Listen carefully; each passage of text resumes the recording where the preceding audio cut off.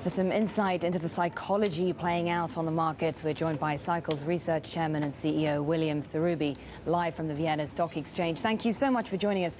So, how do you assess sentiment, confidence on the markets right now? Because we did have this wide-ranging, all-encompassing trillion-dollar rescue package, but certainly the results of one Bloomberg survey indicates that there's very little confidence that's going to actually stem contagion from the European debt crisis. Yes, good morning. Nice to be here. Thank you for inviting me.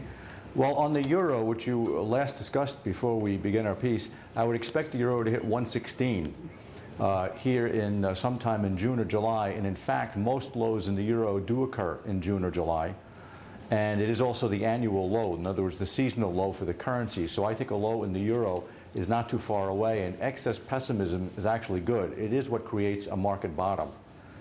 Now, on stocks, just to give you an example, in March of 2009, according to Jake Bernstein's website, his poll of S&P traders, 1% of traders were bullish on the S&P in March of 2009. 99% bearish, 1% bullish.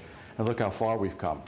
Another way to look at that is the American Association of Individual Investors. 19% bulls, March of 2009, late April, 49%.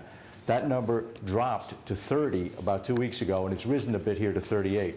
Another way to look at it, the International Securities Exchange, their ICE number, ISEE, which you can pick right up off of their website, that's call volume divided by put volume. That number got up to 130, 145. That's about as high as that number ever gets. It's pulled all the way back to 80 and risen to 120. So what does that tell us? That tells us that the excess pessimism was present in late April. We've had a decline. The markets have declined, but really, I don't think enough. We have declined enough to, I think, kick off a short-term rally in the S&P beginning between the 10th and 15th of June. It'll last about 4 weeks, but then I think we're going much lower into October. Okay, so then good news, a short-term rally. Sure, yeah. Sure. And if I can just ask you, if I may, about gold, because it rose to a record in London and New York with investors seeking an alternative, of course, to currencies. Yes. What does that tell us? Well, gold, I think, will hit a high of 1260 to 1280 sometime in the next few days and then begin a pullback of about $180. I think the optimism there is much too high. I just came back from 5 weeks in the States, and I was amazed by the number of ads on television urging people to buy gold. So I think that sentiment has become far too optimistic. In other words, gold now is where stocks were, I think, in late April.